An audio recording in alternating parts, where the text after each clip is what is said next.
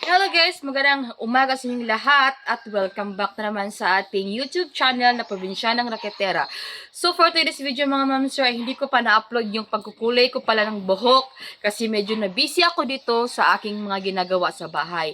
So comment lang kayo dito sa video nito at tanungin niyo ako kung anong kulay dahil sasagutin ko po yung kulay ng buhok ko. So, ito pala yung kinulay sa buhok ko. Ayan siya. So, kung nagustuhan nyo guys, mga ma'am, sir, comment kayo dun sa baba at i-share ko sa inyo ito at mag-upload ako ng video mamaya yung nakulay ako ng buhok.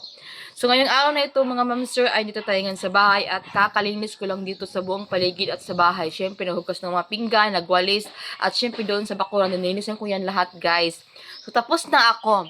Nang tapos na ako guys, pumasok ako sa room kasi nga, hindi ko kasi inuuna yung room ko guys na linisan dahil hindi ako makakonsentrate. So ngayon, inuna ko yung labas kasi nga, yung labas talaga una makita ng tao, diva.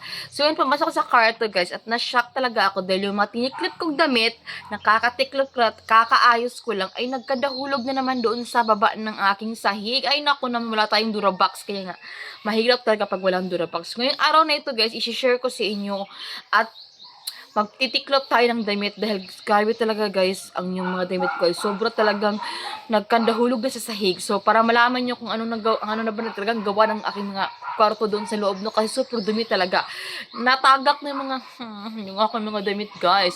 Ang dumi tingnan kapag nagkawandawaswak na yung nagkadahulog ng yung mga sinina no. So karong adlaw ay ipakita nung sa inyo. Tara, let's go. Yan guys, pasok tayo dito sa ating kwarto syempre dahil ipapatingin ko sa inyo. Before that, anything else, i-off ko muna yung ating ceiling fan. Yan. So, ayan na guys, pasok tayo dito sa loob.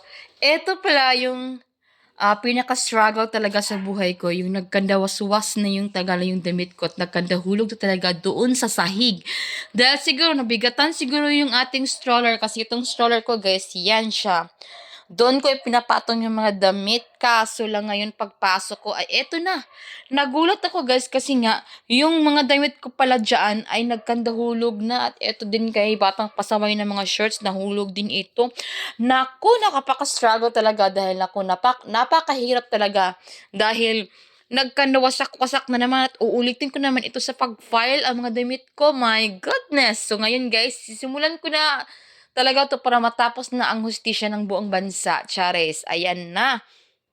So, ngayong araw na ito ay nasa kwarto tayo kasi pagsensya na kayo sa lights natin kasi nga 3 watts lang ito guys yung ginamit dito sa aming room kasi nga kapag malaki 15 watts medyo malakas yung kurente at kain ng kurente. So, nagtitipid tayo kaya ganito yung sitwasyon natin medyo madilim. So, ngayong araw na ito ay susugdan na natin guys na pagligpit ng ating mga damit na nagkadahulog doon sa sahig. Ay, naku naman talaga. Oh, let's go. So, ito guys, sisimulan ko dito na part kasi na kailangan ko ito malinis. At saka, matiklop talaga lahat ng damit ko. So, before anything else, ilalagay ko muna dito sa akin gaan yung mga kadahulog ng mga damit ko. Ay, naku. Charbonis talaga to guys. Grabe. Ayan, nagkandahulog. Na-outbalance na sa bigat. So, yung stroller ko pala dito ay ito. So, napapansin ko parang nag-give up na guro ito sa bigat. Hindi naman masyado mabigat yung stroller, guys. Ito lang siguro, na-outbalance lang siguro ito, guys. Ayan. Yan yung ginagawa ko, guys. Yan yung aking stroller. So, dyan. Tapos, pinapatong ko yung mga damit ko dyan sa taas. So, mag-electric fan, mag-ceiling fan muna tayo kasi super init ng panahon. Ayan.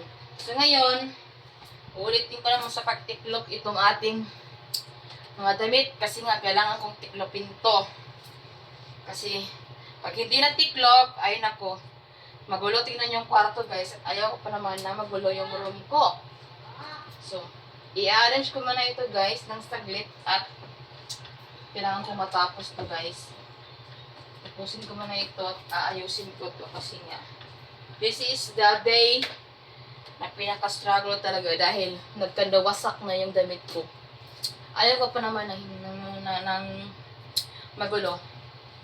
Napakahirap pag-Tagalog guys, grabe.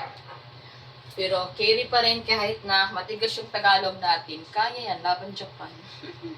So ito na, ginagawa ko guys. Nagtitiklop na ako. So, update ko na lang kayo mamaya guys pagtapos na. See you in my next. Bye! Hello guys! Update! Welcome back! So, ayan na guys, natapos ko na siyang linisin at tiklopin yung mga bagay-bagay dito. So, eto na guys. So, yun lang muna yung update for today guys. So, don't forget to subscribe my YouTube channel. Probinsya nang nakitira ang inyong handog. See you in my next! Bye!